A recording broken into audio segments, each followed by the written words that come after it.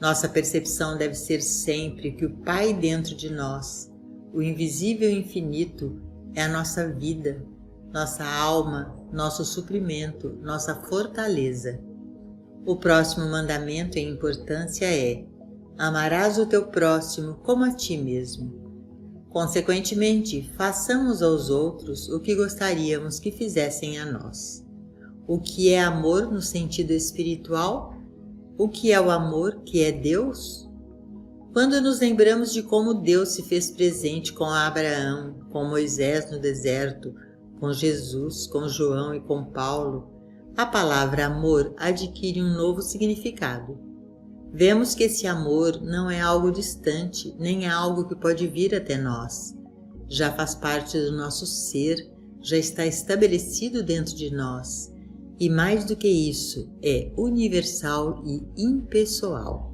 À medida que esse amor universal e impessoal flui de nós, começamos a amar o nosso próximo, porque é impossível sentir amor por Deus e não amar nosso irmão. Se alguém diz, eu amo a Deus, e odeia seu irmão, é mentiroso, pois quem não ama seu irmão, ao qual vê, como pode amar a Deus a quem não vê? João 4:20.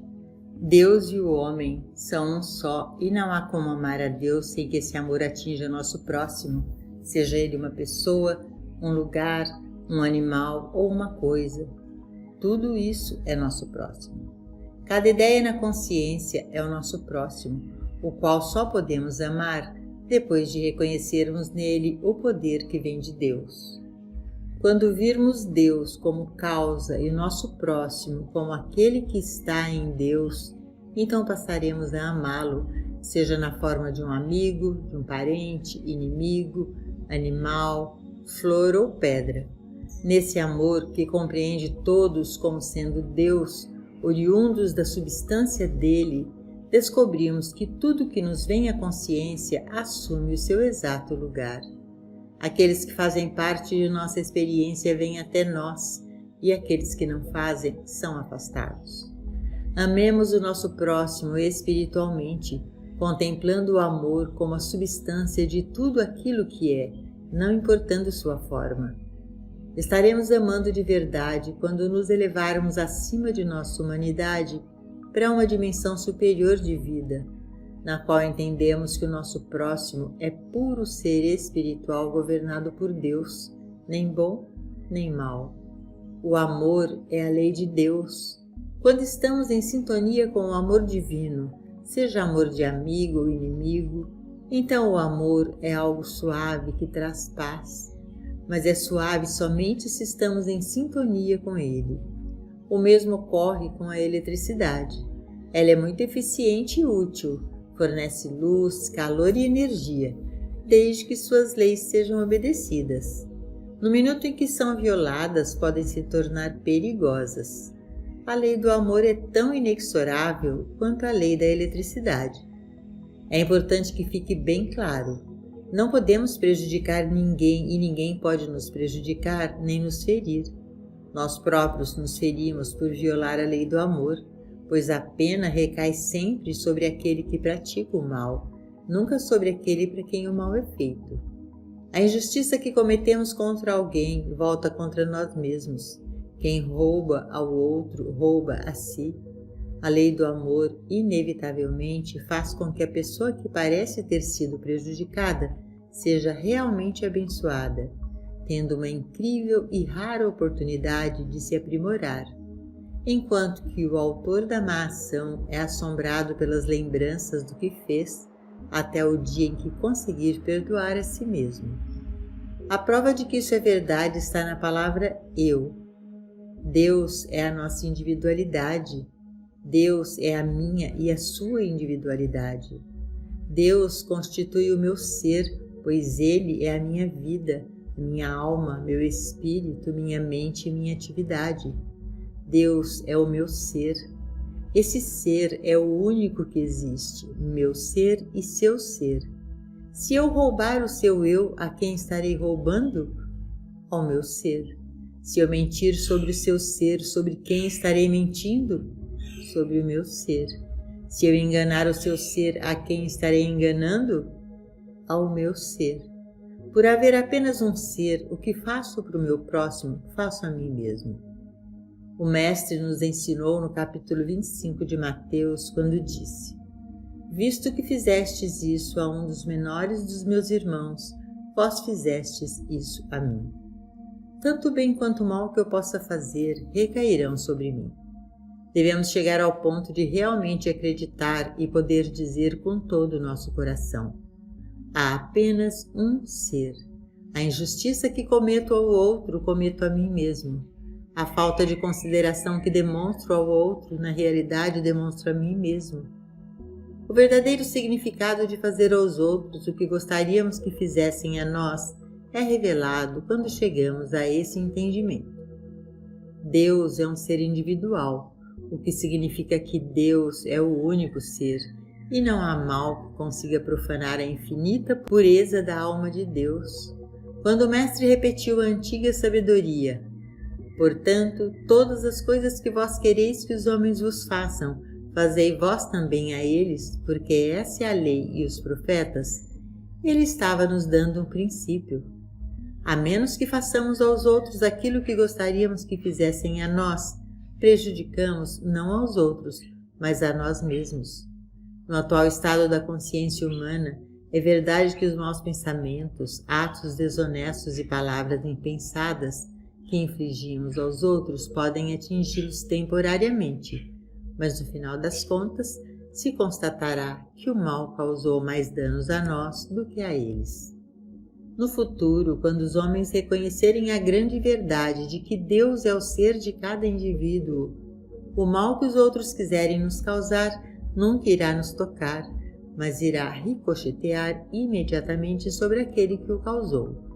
À medida que reconhecemos Deus como nosso ser individual, percebemos que nenhuma arma forjada contra nós pode prosperar, porque o único eu é Deus. Não teremos medo de nada que o homem possa nos fazer, pois o nosso ser é Deus e não pode ser prejudicado. Tão logo percebemos essa verdade, não nos preocupamos com o que o nosso próximo nos faz. Precisamos vigiar nossos pensamentos, palavras e ações a todo momento, para que não tenham repercussões indesejáveis. E não devemos agir assim por temermos más consequências. A revelação do ser é muito mais profunda do que isso. Nos permite ver que Deus é a nossa individualidade e que qualquer mal que alguém queira nos causar só terá poder se lhe concedermos tal poder. Por isso, todo o bem ou todo o mal que fazemos aos outros, fazemos ao Cristo do nosso próprio ser. Visto que fizestes isso para um dos menores dos meus irmãos, tendes feito isso a mim. Com essa percepção, veremos que isso se aplica a todos os homens e que o único caminho para uma vida bem-sucedida e satisfatória é compreender que o nosso próximo é o nosso ser. O Mestre nos instruiu enfaticamente quanto às maneiras pelas quais podemos servir a nossos semelhantes. Sua missão foi curar os doentes, ressuscitar os mortos e alimentar os pobres. No exato momento em que nós nos transformamos em caminhos pelos quais flui o amor divino, começamos a servir uns aos outros, expressando e compartilhando amor e devoção, tudo em nome do Pai. Vamos seguir o exemplo do Mestre que não atribuía os feitos e nem buscava glórias para si. Sempre foi o Pai que fez as obras. Algumas pessoas se perguntam por que saem de mãos vazias quando são sempre tão caridosas. Acham que algo lhes falta porque acreditam que deram dos seus próprios bens e se esquecem de que, na realidade, a terra é do Senhor e toda a sua plenitude. Se expressarmos amor por nosso próximo, percebendo que não estamos dando nada de nós, mas daquilo que é do Pai, de quem todo o bem e perfeição vem, descobriremos que mesmo com todas as nossas doações, ainda sobram 12 cestos cheios. Acreditar que estamos doando de nossa propriedade, de nosso tempo, de nossa força, reduz tais doações à filantropia e não traz nenhuma recompensa. A doação verdadeira vem quando há o reconhecimento de que a terra é do Senhor e que se nós damos do nosso tempo ou do nosso esforço, não estamos dando de nós, mas daquilo que pertence ao Senhor. Assim estaremos expressando o amor que é de Deus. Quando perdoamos, é o amor divino que flui de dentro de nós. Quando oramos por nossos inimigos, estamos amando divinamente. Ao orarmos por nossos amigos, nada lucramos. As maiores recompensas da oração vêm quando reservamos um tempo específico a cada dia para orar por aqueles que nos maldizem, por aqueles que nos perseguem, por aqueles que são nossos inimigos, não apenas pessoais, porque nem todos têm inimigos pessoais, mas religiosos, raciais ou étnicos. O Mestre nos ensinou: Pai, perdoa-lhes, porque eles não sabem o que fazem. Quando oramos por nossos inimigos, pedindo para que seus olhos se abram para a verdade, eles muitas vezes se tornam nossos amigos. Comecemos essa prática em nossos relacionamentos. Se há pessoas com quem não nos relacionamos harmoniosamente, encontremos uma maneira de nos aquietar e rezar para que o amor fraterno e a harmonia sejam estabelecidos entre nós, que em vez de termos inimigos, possamos estabelecer uma relação de fraternidade espiritual que torne nosso relacionamento com todos harmônico e alegre como nunca. Isso não é possível se estamos em desarmonia com alguém. Se alimentarmos animosidade pessoal, ódio étnico ou religioso, preconceito ou intolerância, nossas orações se tornam inúteis. Quando orarmos, devemos ir a Deus com as mãos limpas, e para isso precisamos deixar nossos ressentimentos de lado. Fazer a oração do perdão por aqueles que nos ofenderam, já que eles não sabem o que fazem, e em seguida reconhecer: eu me relaciono com Deus como filho e, portanto, me relaciono com todas as pessoas como irmãos. Só quando estabelecemos esse estado de pureza dentro de nós, podemos pedir ao Pai: dá-me a graça, dá-me a compreensão, dá-me a paz, dá-me o pão e a compreensão espiritual de cada dia. Dá-me o perdão, mesmo para aquelas faltas inofensivas que eu cometi involuntariamente. Aquele que se volta para dentro de si em busca da luz interior, da graça, da compreensão e do perdão, nunca falha em suas orações. A lei de Deus é a lei do amor, a lei de amar os nossos inimigos, não temê-los e não odiá-los, mas amá-los. Seja lá o que nos façam, não vamos revidar.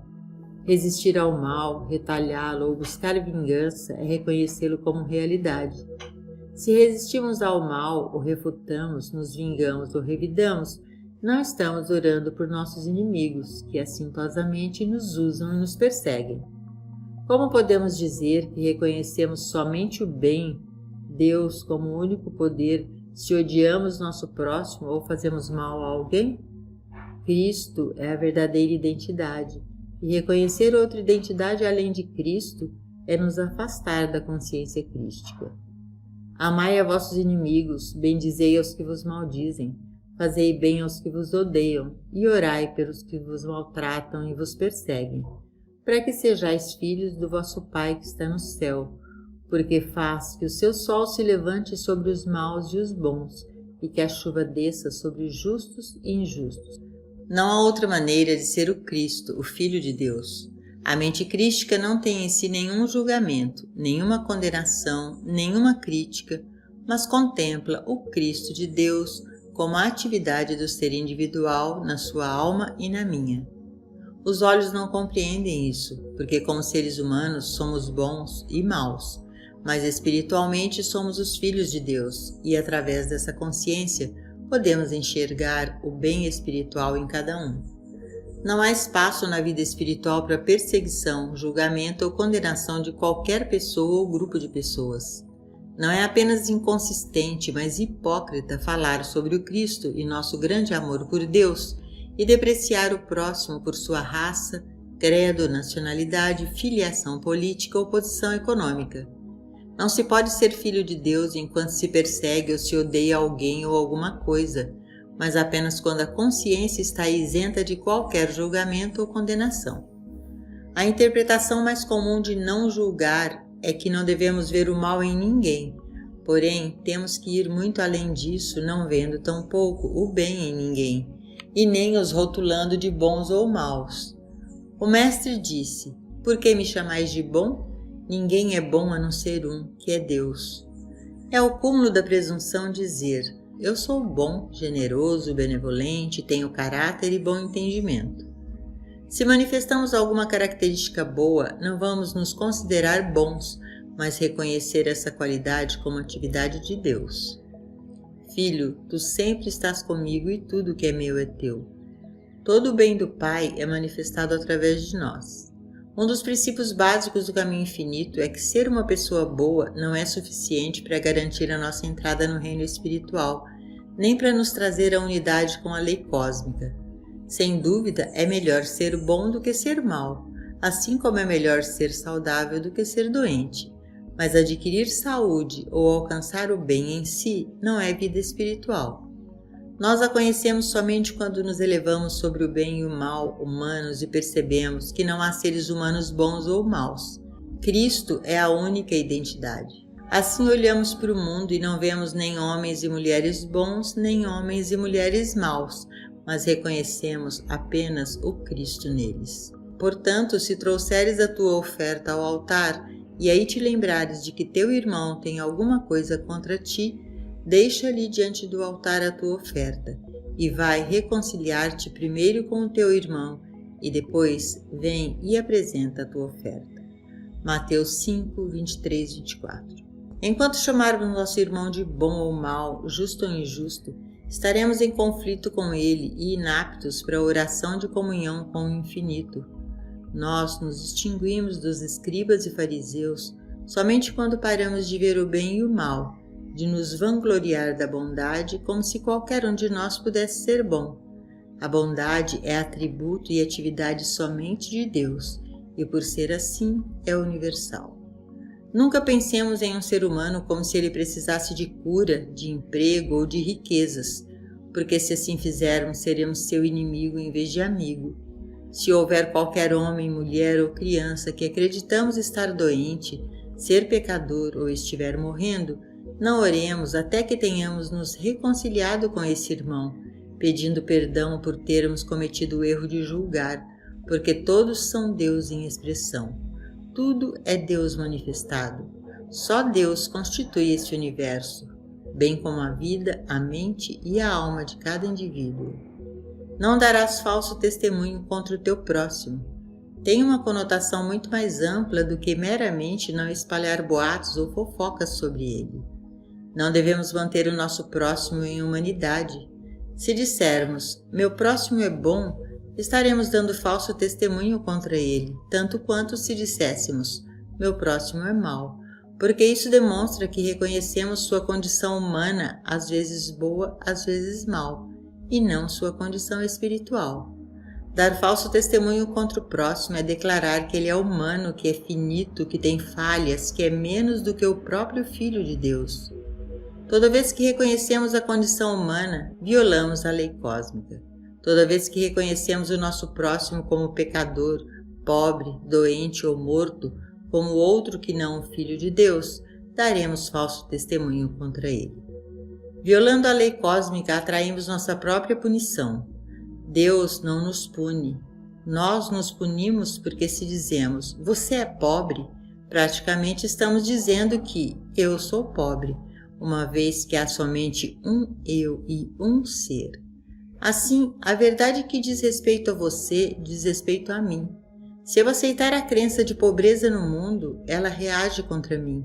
Se eu disser que você está doente ou que você não é gentil, estarei aceitando uma característica separada de Deus, uma atividade à parte de Deus, e dessa forma estarei condenando a mim mesmo porque só existe um ser.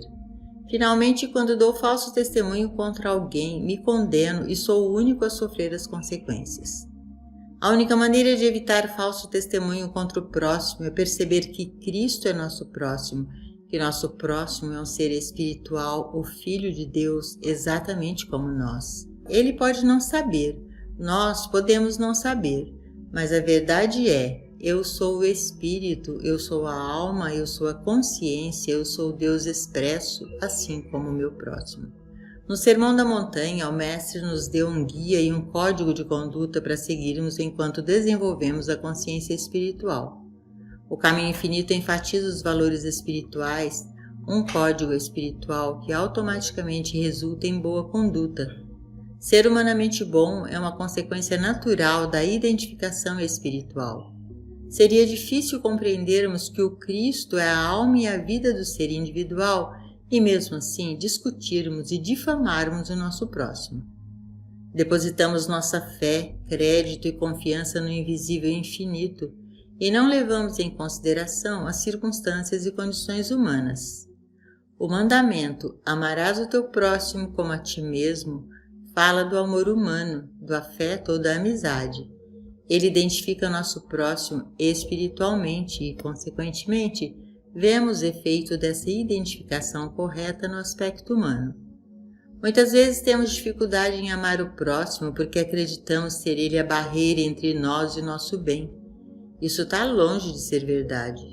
Nenhuma influência externa para o bem ou para o mal pode nos atingir, pois nós mesmos liberamos o nosso bem. Para entender o significado completo disso, é necessária uma mudança na consciência.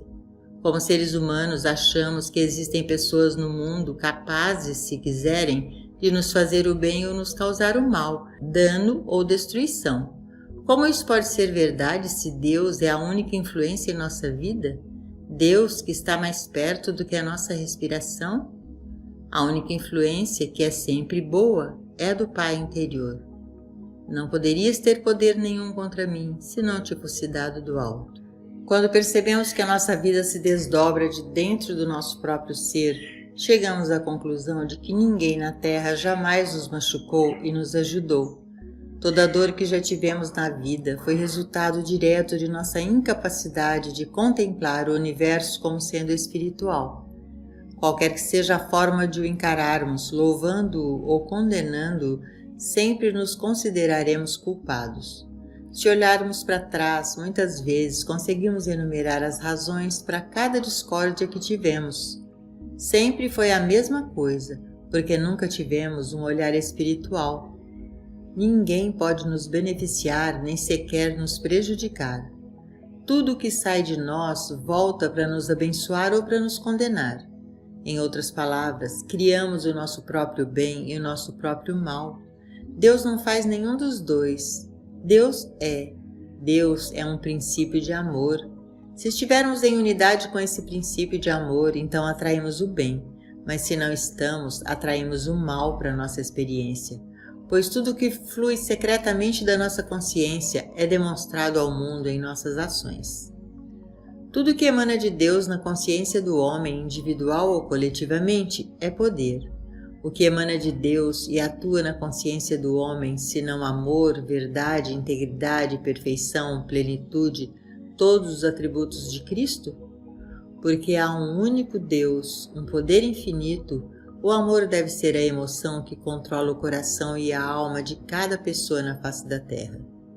Em contraste com isso estão os pensamentos de medo, dúvida, ódio, ciúme, inveja e animosidade, que provavelmente falam mais alto na consciência de muitos dos povos do mundo. Nós, como buscadores da verdade, pertencemos a uma minoria dos que receberam a revelação de que os maus pensamentos não são poder e de que não têm controle sobre nós. Nem todo mal ou pensamento falso na terra tem poder sobre você ou sobre mim, a partir do momento em que entendemos que o amor é o único poder. Não há poder no ódio, não há poder na animosidade, não há poder no ressentimento, nem na luxúria, nem na ganância ou na inveja. Poucas pessoas no mundo são capazes de aceitar o ensinamento de que o amor é o único poder e estão dispostas a se tornar como uma criança. Os que aceitam esse ensinamento básico do Mestre Jesus são aqueles de quem ele disse: "Graças te dou, ó Pai, Senhor do céu e da terra, que escondeste essas coisas aos sábios e inteligentes e as revelastes às criancinhas. Assim é, ó Pai, pois assim foi do teu agrado. Bem-aventurados os olhos que veem o que vós vedes, pois vos digo que muitos profetas e reis desejaram ver o que vós vedes e não ouviram, e ouvir o que ouvis e não as ouviram. Lucas 10, 21, 23, 24. Uma vez que aceitarmos este importante ensinamento do Mestre e enxergarmos além da aparência, perceberemos conscientemente a todo instante que todos somos fortalecidos com o amor do alto e que o amor na consciência é o único poder, um poder do bem para você e para mim, e que o mal no pensamento humano, seja na forma de cobiça, de inveja, de luxúria ou ambição desmedida, não é poder. Portanto, não deve ser temido nem odiado. Conhecemos nosso irmão conhecendo a verdade sobre ele. Saber que o que nele está que é de Deus é poder, e o que nele está que não é de Deus não é poder. Assim estaremos amando nosso irmão verdadeiramente. Séculos de ensino ortodoxo incutiram em todos os povos o sentimento de separação e desenvolveram interesses distintos e apartados entre si. No entanto, quando há plena convicção do princípio da unidade no nosso interior, o leão e o cordeiro podem se deitar juntos. Isso se torna verdade quando compreendemos o significado correto da palavra eu. Assim que captamos verdadeiramente que o eu em mim é o eu em você, nossos interesses se tornam os mesmos. Não haveria guerras nem conflito de qualquer tipo se ficasse claro que o ser real de todos no universo é o único Deus, o único Cristo, a única alma e o único Espírito. E em virtude dessa unidade, o que beneficia um, beneficia a todos. Nessa unidade espiritual estamos em harmonia uns com os outros.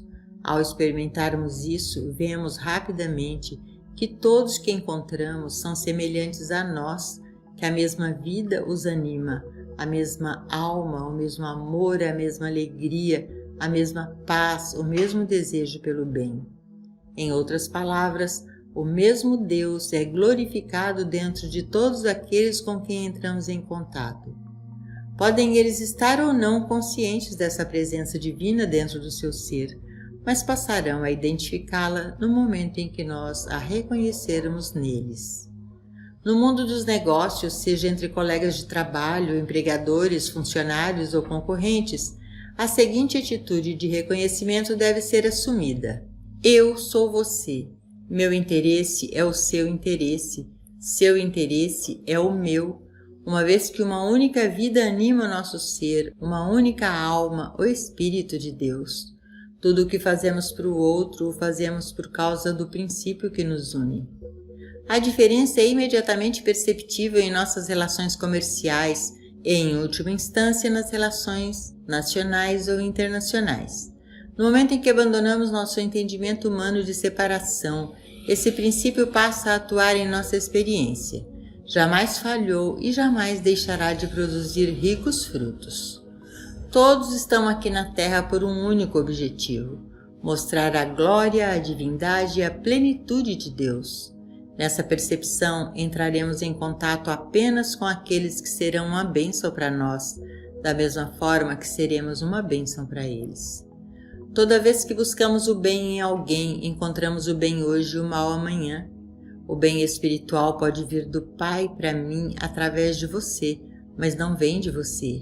Você não pode ser a fonte de qualquer bem para mim, porém o Pai pode usá-lo como instrumento para que o seu bem flua para mim através de você.